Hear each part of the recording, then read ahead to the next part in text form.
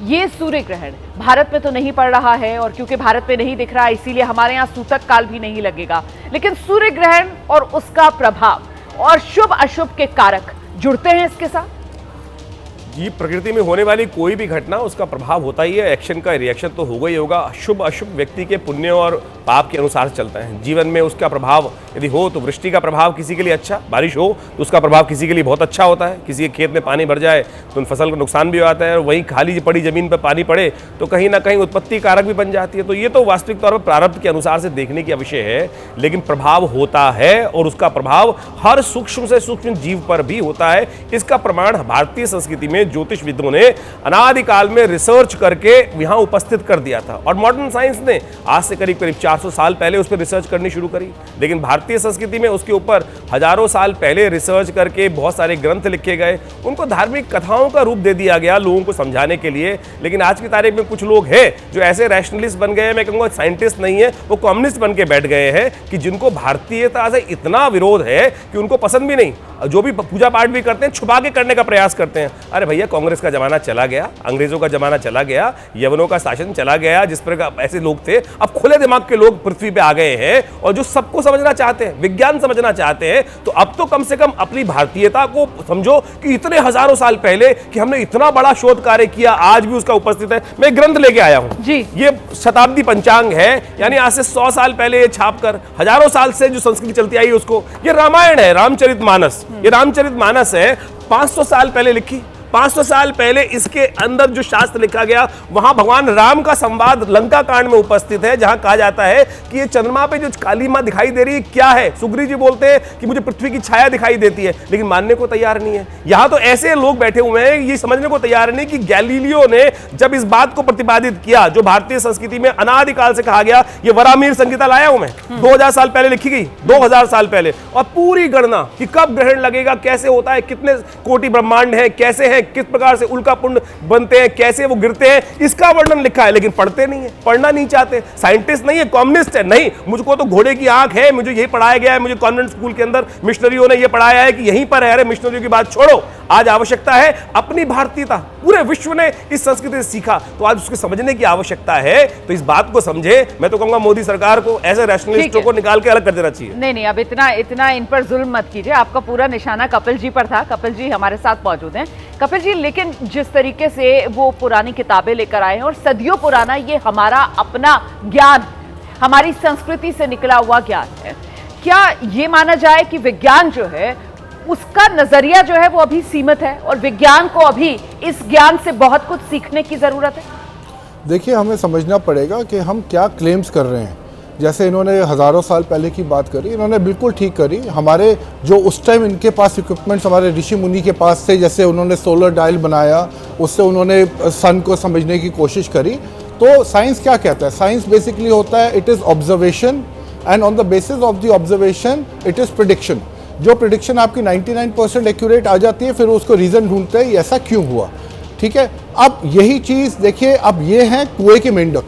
मैं इसलिए इनको कह रहा हूँ क्योंकि देखिए यही चीज़ इजिप्ट में जाएंगे, इजिप्शियंस ने भी हज़ारों साल पहले उन्होंने भी करी, उन्होंने कोई हमसे नहीं ली। वैसे ही आप ग्रीस चले जाइए, उन्होंने भी हज़ारों साल ली, उन्होंने हमसे नहीं ली।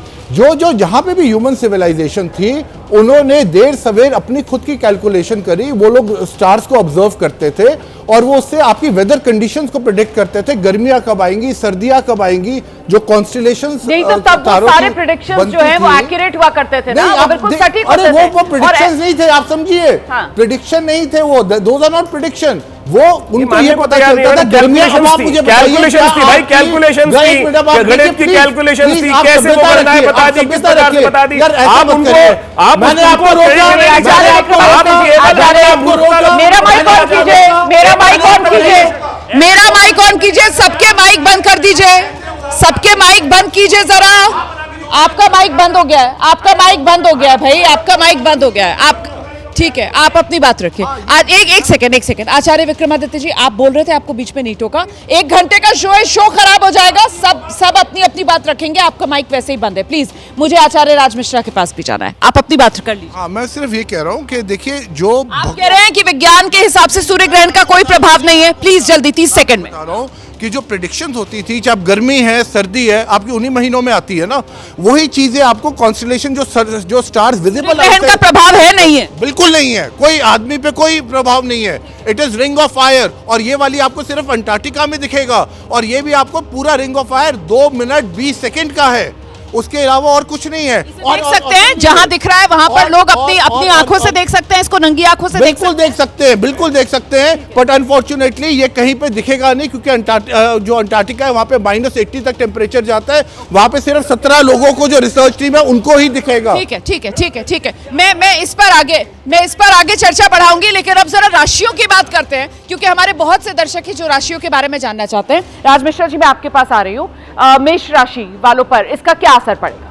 मेष राशि वालों पर इस ग्रहण का बहुत पॉजिटिव इंपैक्ट पड़ेगा, क्योंकि ये ग्रहण आपके 11th हाउस के अंतर्गत घटित होने जा रहा है।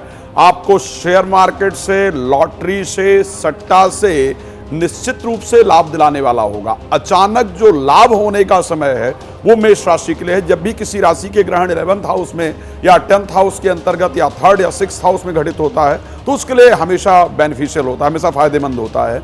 तो क्योंकि मेष राशि के 11th हाउस में घटने जा रहा है, इसलिए आपके लिए लाभ का समय है और निश्चित रूप से वो लाभ प्राप्त होगा, आपके लिए ग्रहण बेहतर है। लेकिन मैं दोबारा वो बात कह दूं, कोई उपाय आप बताना चाहेंगे मेष राशि? मैं उपाय के तौर पर मुझे लगता है कि सबसे सुंदर उपाय होगा कि बैठ करके ओम नमो भगवते वासुदेवाय नमः, इस मंत्र का घर पर जप किया जाए। मैं बड़ा क्लियर कहना चाहता हूं कि बाकी जो नियम है, बाहर ना निकलने के, वाहन ना तेज चलाने के, उन नियमों को प्लीज आपको भी फॉलो करना चाहिए। तो लेकिन यहाँ तो सूतक काल नहीं लग रहा है, लेकिन फिर भी फॉलो करना चाहिए। सूतक काल नहीं लग रहा है, इसमें कोई दो राय नहीं। अगर हम इंडिया की बात कर रहे हैं तो इंडिया के अंदर स्पिरिचुअल जो कोई भी इंपैक्ट है वो नहीं पड़ेगा, ठीक है। सूतक काल इत्यादि मान नहीं होगा। अगली राशि वृषभ हम अगर राशि। वृष राशि की बात करते हैं, वृष राशि के लिए भी ये ग्रहण फायदेमंद है। प्रोफेशनली जो आपका इंतजार था वो इंतजार खत्म होने वाला है। बेहतर रिजल्ट आप अपने प्रोफेशनल लाइफ में प्राप्त करने वाले हैं। आपको नौकरी में देखा जाए, बिजनेस में देखा जाए, सैलरी इंक्रीज को लेकर के देखा जाए, प्रमोशन को लेकर के देखा जाए, जो जो ऑब्स्टिकल्स आपके प्रोफेशनल लाइफ के अंतर्गत आ रहे थे, जो जो रुकावटें आपकी प्रोफेशनल लाइफ में आ रही थी, वो रुकावटें आपकी दूर होती हुई दिख रही हैं। आपको बेहतर रिजल्ट मिलेगा।